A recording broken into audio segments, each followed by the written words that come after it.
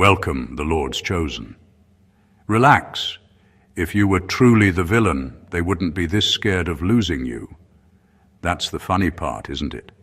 The same people who claim to be all-powerful practitioners, the ones flexing candles, talismans, and secret rituals are suddenly shaking because you went quiet, healed a bit and started minding your business. No dramatic ceremony, no smoke, no Latin, just you choosing peace, and somehow it's reading in the spirit like you upgraded your spell book. Here's a wild fact to ground this. Psychologists have found that when someone loses control over a person they were used to manipulating, their brain literally processes it like a threat. Their body reacts as if their survival is on the line. They get anxious, obsessive, paranoid. Now imagine that same reaction in people who already believe they're working energy on you. Of course, it feels to them like you're casting something stronger. They're not used to you unplugging from their power grid, because that's what shifted. You didn't suddenly become some robe-wearing grand sorcerer in the night. You started doing things that are way more disruptive to fake spiritual power. You healed a wound instead of feeding it. You broke a pattern instead of repeating it. You stopped chasing their approval. You stopped oversharing. You stopped letting everybody read you like an open book. You became unpredictable. And for people who rely on energetic control, unpredictable feels like unnatural. So now they're whispering, your aura changed. Your energy is different. Something is backing you. No. You just stopped leaking your soul for free. What's really freaking them out is that their usual work isn't landing the same. The old emotional hooks don't bite. The guilt trips don't stick. The intimidation doesn't work. Spiritually, it feels to them like their signal isn't reaching you anymore. And instead of admitting they were feeding off your weakness, it's easier to say, they must be casting something stronger now. In this video, we're not romanticizing drama, glorifying darkness, or painting you as some untouchable, mystical god. We're going to strip all of that theater away and get brutally honest about what's actually happening when you, as a chosen one, start moving in a different kind of power, the kind that comes from alignment, responsibility, and a healed nervous system. We'll unpack why your silence, your boundaries, your inner work, and your refusal to play their game are showing up like upgraded spells in their world. By the end, you'll see that it's not that you're out here throwing stronger hexes. It's that you finally stepped into a frequency they can't control, can't predict, and definitely can't feed off anymore. And to people who were thriving off your confusion, that kind of freedom looks exactly like witchcraft. Number one, you're not casting spells. You're breaking agreements they depended on. People make it sound like there's some huge mystery behind why certain spiritual people are suddenly uncomfortable around you. But the truth is painfully simple. You stopped playing the role they designed for you. You were never just a friend, a partner, or a family member in their eyes. You were a role, the emotional punching bag, the backup plan, the one who always forgave, the one who always explained themselves, the one who took the blame so everyone else could feel clean. Those were unspoken agreements you didn't even know you signed. Every time you tolerated disrespect, every time you stayed quiet to keep the peace, every time you gave them another chance while betraying yourself, that was you unconsciously saying, yes, I accept this contract. That's the real magic they were relying on. Not candles, not herbs, not moon phases. Your cooperation. Then something shifted. You got tired. Your spirit got loud. Your body started reacting to what your mind kept trying to excuse. You couldn't swallow the same treatment anymore. You stopped answering certain calls. You stopped explaining your boundaries. You stopped overgiving. You said no, not with anger, but with finality. You walked out of conversations that used to leave you drained instead of staying to prove your point. From the outside, it doesn't look dramatic. Nothing really happened. But spiritually and psychologically, you just tore up the contract they'd built their little kingdom on. To them, it feels like an attack. They feel their influence slipping. They feel their control loosening. They feel their favorite version of you dying. So they reach for spiritual language. Your energy changed. You're different now. You must be working something. They call it spells because they don't want to admit the truth. Their power only worked as long as you agreed to stay small, guilty, and available. You're not suddenly dabbling in something dark. You're just not agreeing to be used anymore. And for people who depended on those old agreements to feel strong, your freedom is the scariest magic they've ever seen. Number 2, your nervous system is doing a deliverance they can't replicate.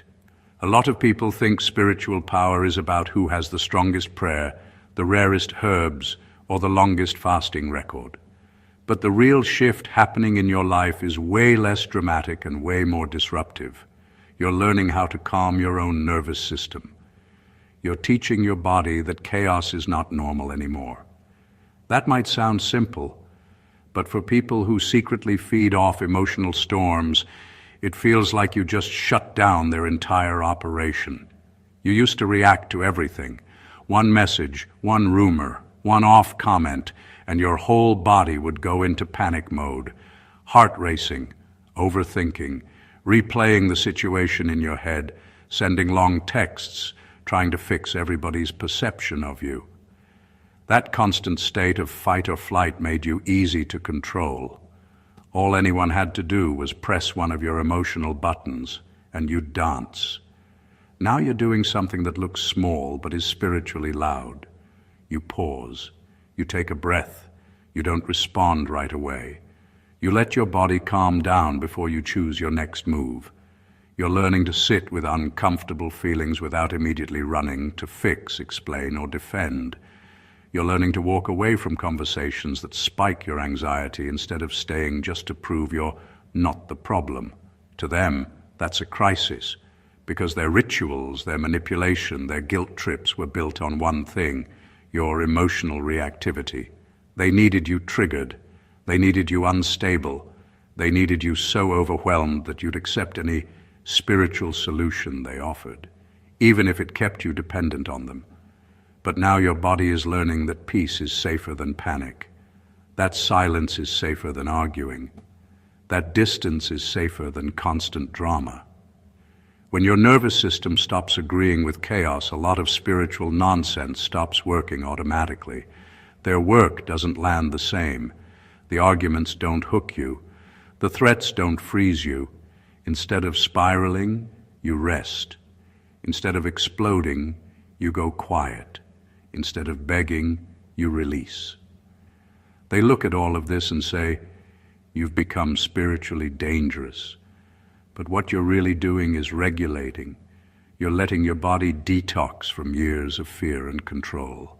And that kind of internal deliverance can't be packaged, sold, or performed. They can't copy it, they can't rush it, and they definitely can't control someone whose calm is no longer for sale. Number 3, their rituals run on fear. Your power runs on responsibility. A lot of people calling themselves spiritual don't actually want real growth. They want shortcuts. They want to skip character and go straight to control. They want results without facing themselves. That's why so much of what passes as spiritual work is secretly built on fear. Fear of loss, fear of punishment, fear of being exposed, fear of being alone. Fear is the fuel that keeps their rituals running. You used to live on that fuel too. You were scared of saying no, scared of being misunderstood, scared of walking away from toxic love, fake friendship, or controlling mentors. So you went along. You over-explained. You begged. You adjusted your boundaries to keep the peace. You accepted things you knew were wrong because the fear of losing people felt heavier than the pain of staying. Then something inside you shifted. You got tired of constantly outsourcing your life to vibes, readings, and other people's discernment. You stopped asking, what are they saying about me in the spirit, and started asking, what am I allowing in my reality? That's responsibility. It's not glamorous. It doesn't get applause, but it's where true power begins. You started owning your patterns. You admitted hard truths. I ignored red flags. I stayed longer than I should have. I chose comfort over self-respect. That honesty is a kind of spiritual earthquake, because once you accept that you participated in your own oppression, you also realize you can participate in your own freedom. Now your focus isn't, what are they doing to me? But what am I agreeing to that keeps giving them access? That switch terrifies people who built their influence around your fear. If they can no longer scare you with threats, prophecies, or rejection, they lose leverage. You're not running to them panicking about every dream, every shift in energy, every setback. You're taking responsibility, changing habits, closing doors, setting boundaries, cleaning up your choices. Fear-based power always needs a villain to blame and a victim to control. Responsibility removes both. You're no one's villain and no one's victim. You're accountable. That's why your presence feels so heavy to them now. Their rituals can't compete with someone who's not afraid to say, yes, I messed up, but I'm also the one fixing it. That's not a spell. That's maturity. And to people still hiding behind smoke and mirrors, maturity looks like dangerous magic. Number 4, you stopped being an open port for spiritual spam. For the longest time, you were an easy target without even realizing it. Any energy, any person, any random thought that crossed your path could latch onto you, influence your mood, and bend your decisions. Your mind and emotions were like an open Wi-Fi network, broadcasting signals to anyone willing to connect. You didn't even need to try. People's projections, manipulations, and drama found their way straight in, and you absorbed it, often believing it was part of your own experience. That openness made you predictable, malleable, and easy to control. Then something changed. You started saying no, not necessarily out loud, but in your energy, in your presence, in the way you refused to react to every ping, every subtle manipulation. You became selective. You started recognizing which thoughts belonged to you and which were intrusions. Boundaries became your shield, silence became your ally, and discernment became your default mode. Suddenly, not everything and everyone could plug into your system anymore. You were password protected, and that's when people noticed. The same ones who thrived on your availability, your reactions, your emotional bandwidth, suddenly felt like you'd grown too powerful. Their usual access points, the guilt trips, the whispers, the manipulative guidance, even subtle judgment, started bouncing off instead of sticking. Your calm indifference, your refusal to respond to every vibration, your careful curation of what energies you let in, felt like sorcery to them. What they can't admit is that you didn't need to learn spells, rituals, or secret techniques to become untouchable. You just reclaimed your system. You refused to be a conduit for every random thought, fear, or scheme. You upgraded your internal firewall, and that's the kind of power that can't be copied or forced. To anyone who relied on feeding off your open state, your boundaries feel like a supernatural act, and that's why you're suddenly too powerful in their eyes. Number 5, they're not afraid you'll curse them. They're afraid you'll expose the trick. People who hide behind spiritual power but operate from ego are not actually scared of you throwing something back at them. They're not lying awake at night thinking, what if this person curses me? What really keeps them on edge is the possibility that you'll finally see through the performance and stop playing along with it. Because a lot of what they've been doing isn't deep mystery or sacred wisdom. It's emotional manipulation with props. Candles, cards, incense, spiritual language. I saw this about you. Spirit told me that. Your destiny is tied to me. All of it can be used as costume and stage lighting for something very basic: control. As long as you believed they had access to some secret realm you couldn't reach without them, you would second-guess yourself and overtrust them. The real shift started the moment you realized, wait, this wasn't destiny. This was somebody's agenda. The reading that always left you more dependent on them. The word that always confirmed their importance in your life. The warning that just happened to keep you from walking away from them. Once that clicks, the spell is broken, because their power was never actually spiritual, it was psychological. Your clarity is the one thing they can't defend against. You don't even have to argue. You don't have to expose them on social media, call them out publicly, or start a spiritual war. You just stop treating their performance like prophecy. You stop treating their opinions like divine law. You stop rearranging your life whenever they look at you long and say, I'm picking up something. You walk away from the stage and go live your life. That's what terrifies them. Revenge, they can spin. They can turn it into, they're attacking me, they're jealous, they're in darkness now. Exposure is different. Exposure is when people quietly notice, their discernment only ever benefited them. Or, funny how their warnings only protect their position. When you stand in your own discernment and stop being impressed, you don't destroy them. You just stop feeding the illusion. And for someone whose entire identity is built on being the powerful one, losing that illusion feels worse than any curse. Number 6, your refusal to worship them is reading in the spirit as rebellion. From the beginning, you weren't just meant to listen to them, you were meant to orbit them. In their mind, your role was clear: stay impressed, stay intimidated, stay dependent. You were supposed to look at them like a spiritual plug you could never unplug from. They positioned themselves as the gateway, the translator, the one with special access you didn't have.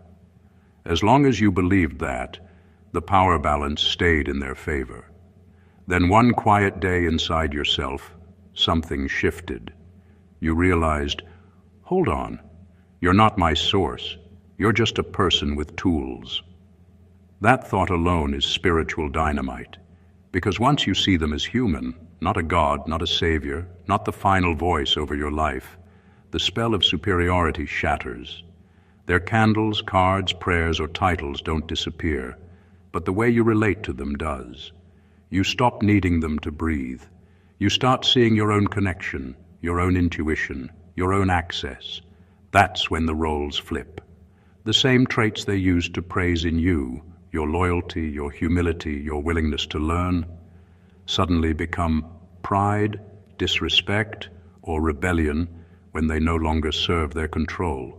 You start asking your own questions, making your own decisions, setting your own boundaries, and suddenly you're changing, moving funny, or under some influence.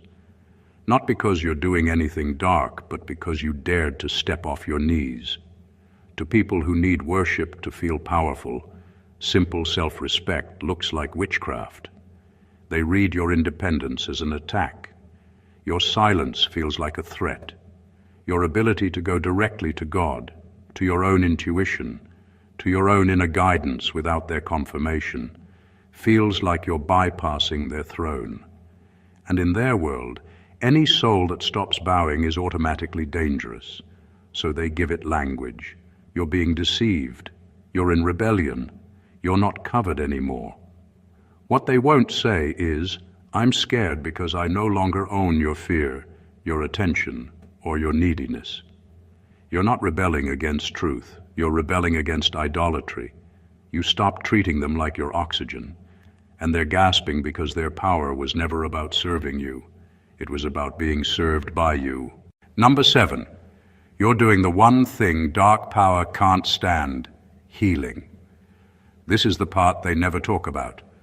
Most of the spiritual control that people brag about isn't really touching your spirit first. It's locking into your trauma. Manipulative spiritual work thrives in old wounds. Abandonment, rejection, shame, fear of not being enough, fear of being left, fear of being exposed. Those are the open doors. Those are the places where suggestions sink deeper, where guilt hits harder, where threats feel heavier. For a long time, those wounds made you easy to manage.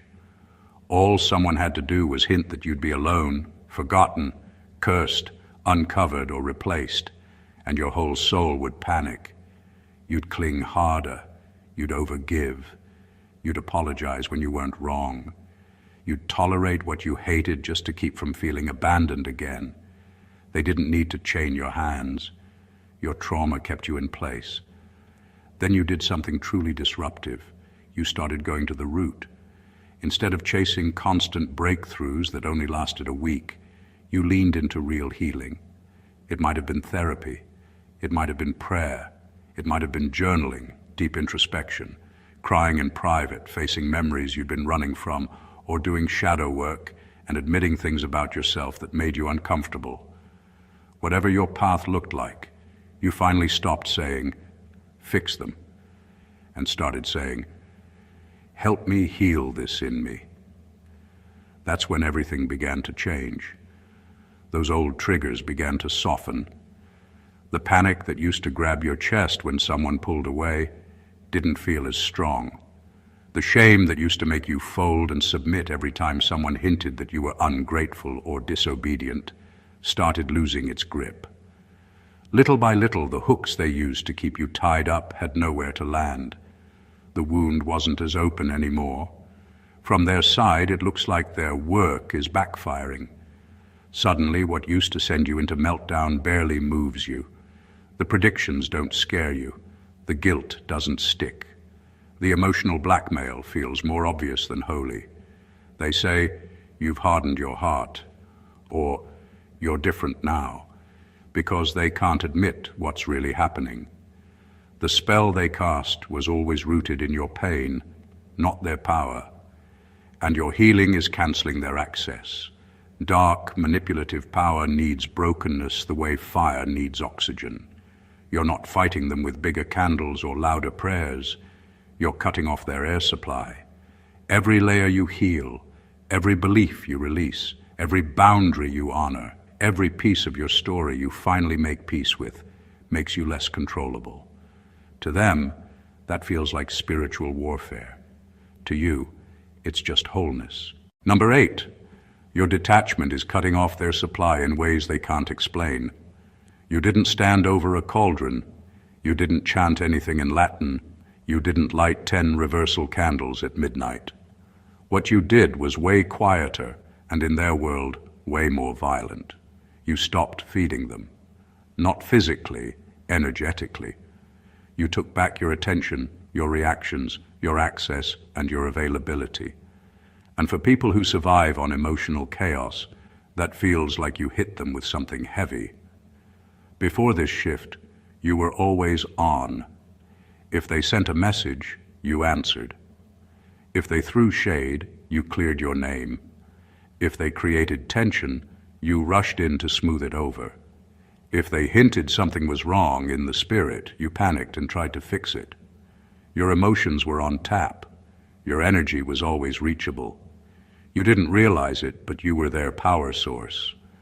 Then you got tired of the cycle. Instead of trying to fight them on their level, you chose something they don't know how to handle: detachment. You blocked the calls, muted the chats, stopped stalking their pages, stopped waiting for their reactions. You let conversations die. You let misunderstandings breathe without chasing anyone down with a 3-page explanation. You refused to show up in rooms where your name was only present as a topic, not as a respected person. From the outside, it looks like you did nothing. You just stepped back. But spiritually and energetically, you slammed a door. The string they used to tug on for instant drama now leads nowhere. The bait doesn't get a bite. The guilt doesn't get a response. The accusation doesn't trigger the essay-long defense. Their work doesn't seem to land because the part of you that used to obsess, overthink, and chase is no longer subscribing. To people who live on constant conflict, that silence feels brutal. They start saying things like, "You changed the energy," or "You're acting weird," or "You've gone dark." What they actually feel is withdrawal. The emotional food they used to harvest from your fear, your anger, your confusion, your explanations, that supply is drying up. And instead of owning how much they relied on your reactions to feel important, they frame your detachment as some kind of sinister upgrade. But you didn't curse them. You just stopped paying the bill on a connection that was draining you. You chose distance over drama, clarity over chaos, and inner peace over being understood in every room. To the healthy, that looks like growth. To the dependent, it looks like betrayal. Either way, your detachment has spoken a language no ritual can cancel. Access denied. Number 9. You upgraded from praying for outcomes to praying for discernment. There was a time when almost all your spiritual energy went into begging for specific results. You wanted this person, that opportunity, that platform, that door. Your prayers, affirmations, manifestations, whatever language you used, were all centered on, "Make this happen for me." And some people around you loved that, especially the ones who positioned themselves as the ones who could help those doors open. They could confirm what you wanted, agree with your desires, and attach themselves to your journey as the supposed key holders. Then something broke inside you in the best way. You got tired of chasing things that kept draining you once you finally got them. You got tired of calling disappointments attacks when deep down something in you knew that wasn't really for you. You started to see the pattern. Every time you forced a door, you paid for it later with your peace, your dignity, or your sanity. So your prayers shifted. Your intentions changed. Instead of, "Give me this," you started saying, "If it's not mine, I don't want it. Show me what's actually for me, and expose what isn't, no matter how good it looks." That is not a cute little tweak. That is a full-on spiritual plot twist. Because now you're not asking the universe, God, or your guides to bend reality to your attachment. You're asking for truth, even if it tears your fantasy apart. And that's exactly what starts happening. Suddenly, doors they were bragging about helping you access start closing. People they swore were divinely connected to your destiny begin to show their true character. Relationships that were ordained start rotting under the light of honesty. Opportunities that looked golden reveal the fine print. Your voice dimmed, your boundaries violated, your value minimized. To outsiders, it looks like spiritual warfare. To the ones who tried to attach themselves to your rise, it looks like you're being blocked or under attack. In reality, your discernment is simply refusing to let delusion drive anymore. You're no longer impressed by titles, rituals, or big promises. You're paying attention to fruit. Does this drain me or grow me? Does this require me to shrink? Do I feel peace or constant pressure? You stopped trying to override red flags with faith. You stopped calling obsession confirmation. You stopped labeling every loss as the enemy when some of it was just God saying no. To people who wanted to ride your journey while steering it, this new version of you feels unreachable. They can't sell you shiny distractions as destiny anymore. They can't push their agenda and call it divine alignment, because you're actually checking with your spirit now, not just your feelings. It looks like you're casting bigger spells, but the truth is harsher and simpler. You just stopped begging for your will to win and started asking for what's real, even if it costs you what you thought you wanted. Number 10, you are no longer afraid to lose what was only staying because you were afraid. For years, fear shaped almost every choice you made. You held on to people, places, and opportunities that no longer served you, simply because letting go felt riskier than staying. You tolerated toxic relationships, exhausting friendships, and suffocating environments, not because you wanted them, but because the thought of starting over, being alone, or losing a familiar comfort was unbearable. Fear had you chained, and those chains kept you small, predictable, and easy to manage. Then something shifted. You realized that holding on out of fear was costing far more than letting go. Your peace, your sanity, and your integrity were being sacrificed at the altar of avoidance. So you began choosing differently. You started walking away from anything that didn't align with your values, that drained your energy, or that demanded your compliance. You stopped calculating every risk of loss and started calculating the cost of staying. That shift makes you unpredictable to anyone who thrived on your fear. They relied on the idea that they could manipulate your attachments to control you. Threaten to take something away, and you'd scramble to keep it. Whisper doubt about a relationship, and you'd overcompensate. Play on your insecurities, and you'd bend to their will. But when fear no longer dictates your decisions, the usual levers they pull lose their power.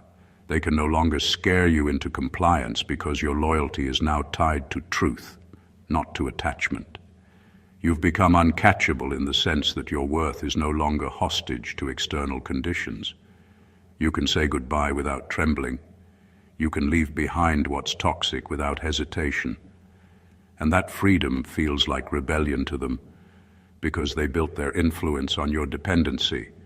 When you finally prioritize yourself over the illusion of security, you stop being predictable, controllable, and consumable. And that kind of liberation reads in the spirit like power they can't compete with. Number 11, you switched from protect me from them to remove whatever in me agrees with them. For a long time, your energy was focused outward. You were always scanning for threats, watching for manipulation, and trying to shield yourself from the people, energies, and situations that felt like attacks. Your prayers, intentions, and actions were all about defense. Protect me from them, from what they're sending, from what they're doing. That constant external focus kept you reactive. You were always responding, always on edge, always trying to outmaneuver what you believed was coming at you. Then something shifted. You started looking inward. The question changed from who's doing this to me to what in me keeps cooperating with this pattern. You realized that the real leverage they had over you wasn't just their influence. It was your agreement, often unconscious, with the dynamics that kept you small or drained. Maybe you were over-explaining yourself, excusing their behavior, tolerating disrespect, or ignoring your own boundaries. Maybe old fears and insecurities were keeping you stuck, repeating the same patterns that made their control possible. Once you turned your focus inward, everything changed. You stopped obsessing over who was sending energy, what spells were allegedly being cast, or who was behind your discomfort. Instead, you started cleaning up the parts of yourself that had always been opening the door. You began noticing your own reactions, habits, and choices, and you worked on dismantling the patterns that allowed manipulation to stick. That's when their work really starts to fail. The hooks they relied on, the fear, guilt, shame, and old trauma, no longer find purchase. You're no longer a reactive victim waiting for the next wave. You're actively shaping your reality from the inside out. By removing your internal agreement with their control, you disrupt the cycle at its source. The power shift isn't about fighting them. It's about taking responsibility for the parts of you that unknowingly handed them influence, and that is far more potent than anything they could throw at you. Number 12, you stopped romanticizing spiritual power and started valuing clean motives. There was a time when the whole idea of being powerful had you hooked. The most gifted, the most prophetic, the most anointed, the most spiritually deep. That's what everyone made it about. You were taught to look up to whoever seemed the most mysterious, the most intense, the most dramatic in the spirit. Tears, shaking, cryptic messages, heavy tones, big titles. It all looked like proof of a higher level. You absorbed that. A part of you wanted to be seen that way too. Then life and experience humbled you in the best way. You watched people with power, but no integrity, accuracy with no empathy, gifts with no accountability. You saw how easy it was to cloak control, manipulation, and ego in spiritual language. God said. Spirit showed me. I discerned. It started to feel less like holiness and more like a performance with incense and a soundtrack. So your priorities shifted. You stopped chasing intensity and started craving purity. Not perfection, purity. Clean motives, honest intentions, quiet alignment. You became less impressed by who could pull the loudest reaction and more impressed by who could apologize, who could tell the truth even if it cost them followers, who could say, "I don't know," instead of faking a revelation. You started asking yourself harder questions. Why do I want this platform? Why do I want them to listen to me? Why am I really drawn to this connection? And if the answer was ego, validation, or control, you started backing up. On the outside, that humility looks weak to egotistical practitioners. You're not trying to compete for spiritual spotlight, so they assume you're naive or less advanced. They misread your refusal to theatrically flex your insight as lack of depth. But that's exactly what makes your influence so hard to counter. You're not playing the same game. Your power stopped being about impressing people and started being about not deceiving them. That shift carries a different weight. Your words land deeper because you're not using them to manipulate. Your silence is cleaner because it's not about punishing, it's about protecting your peace. Your boundaries aren't revenge, they're clarity. When you speak, you're not trying to control anyone's choices. You're offering truth and letting them be free. That is terrifying to anyone whose ministry or practice depends on dependency. Clean motives are a spiritual force, all on their own. When your heart posture is, "I don't want to own you, I want you free," even if that freedom takes you away from me, you move in a realm they can't copy. They can mimic your language, your style, your topics, but they can't fake the energy of someone who has nothing hidden behind their help. People feel that. Over time, the theatrics get loud, but your steady, quiet authenticity starts exposing them without you even trying. You didn't stop being powerful. You just stopped needing it to be a show. And that's why the power you carry now is so unnerving to them. It's not built on hype, control, or image. It's built on clean motives. And no matter how dramatic someone's ritual looks, it will never outweigh a heart that's not secretly trying to own the people it claims to serve. Number 13. Your life is slowly becoming the evidence they can't manufacture. For a long time, they were the ones controlling the narrative. They knew how to stage deep moments, how to say the right words at the right time, how to create spiritual atmospheres that made everyone feel like something big was happening. They could orchestrate confirmations that lined up a little too perfectly, drop vague prophecies that always sounded on point, and create intense emotional highs that felt like encounters. It was a whole production, and you were cast as the one who was blessed to be in their presence. But productions don't last forever. Eventually the lights turn off, the incense clears, and life continues. And that's where the truth starts quietly separating itself from the show. Because what they can't manufacture is fruit over time. They can't fake a peace that follows you home when the room is empty. They can't fake the way you sleep better at night because you're no longer at war with yourself. They can't fake relationships that are actually healthy, mutual, and safe instead of codependent, controlling, or built on spiritual fear. They can't fake decisions that age well. Choices you look back on in 2, 3, 5 years and think, "I'm glad I did that," instead of, "Why did I let them talk me into that?" As you start healing, choosing better, setting boundaries, and aligning your life with what's real instead of what's theatrical, the results begin to show. You're not just talking differently, you're living differently. You're not constantly in crisis. You're not always in some urgent spiritual emergency. There's actual stability forming where chaos used to live. There's clarity where confusion used to be your normal. There's self-respect where desperation used to drive your decisions. That quiet stability is loud proof. Because while some people are still chasing the next deep moment, your life is becoming the sermon. They said you'd fall apart without their covering, but you're becoming calmer. They implied you'd lose direction without their voice, but your path is actually getting clearer. They warned that stepping away would destroy you, but somehow you're less scattered, less tormented, less exhausted than you've been in years. It exposes something they hoped would never be obvious. A lot of their power was noise, loud, dramatic, and addicting, but without long-term substance. It created dependency, not growth. It produced emotional rushes, not character.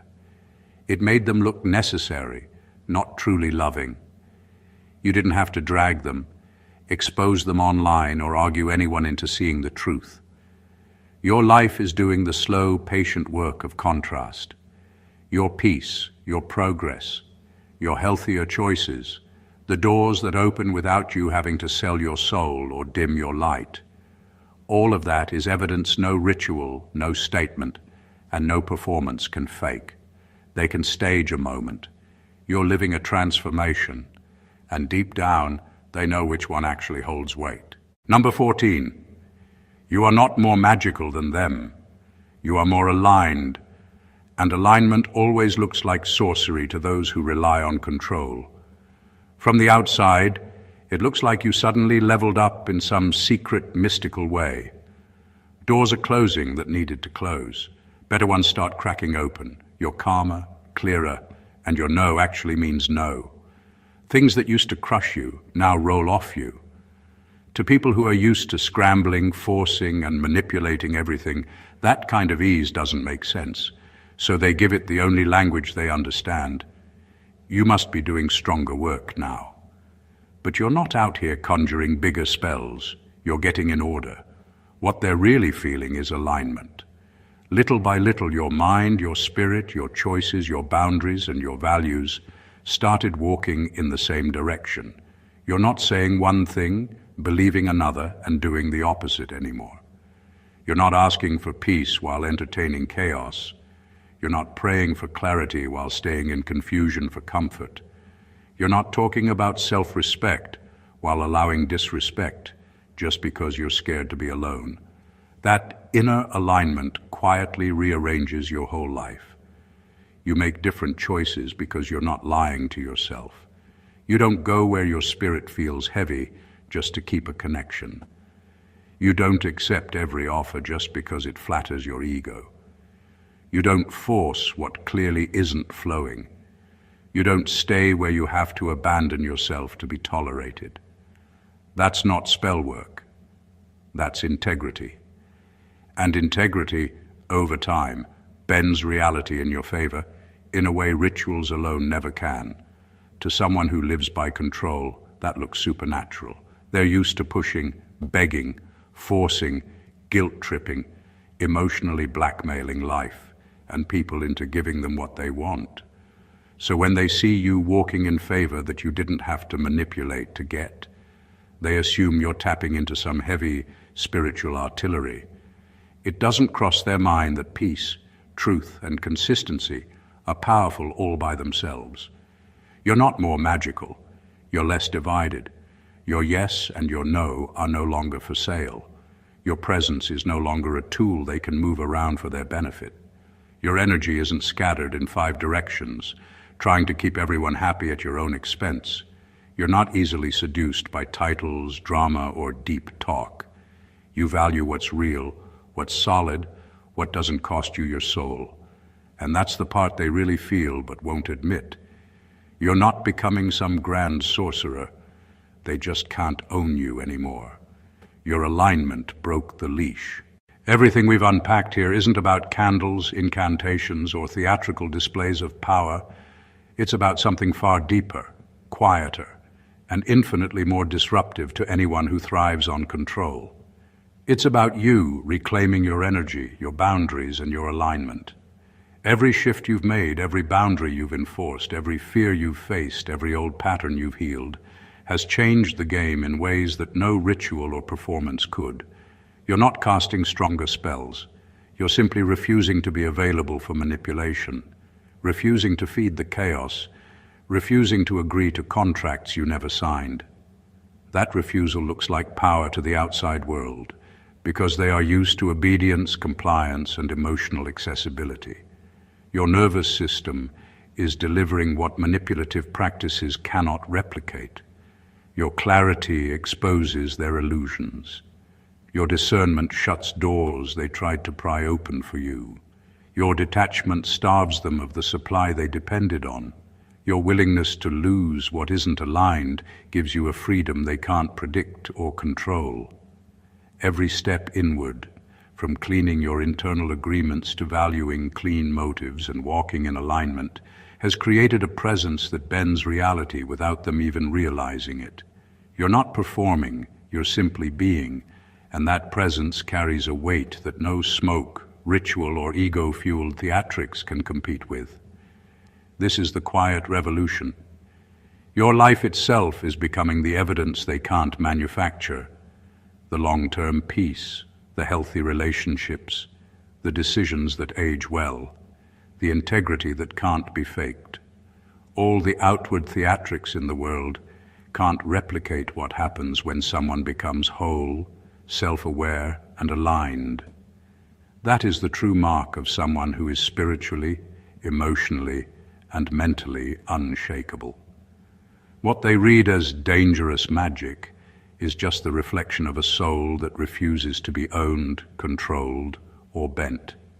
So if you've been on this journey, taking back your power, honoring your boundaries, and walking in alignment, know this: what you're experiencing is real, and your freedom is already the most potent force at work. You're not chasing recognition, control, or validation. You're simply reclaiming yourself, and that is far more powerful than anything they could ever manufacture.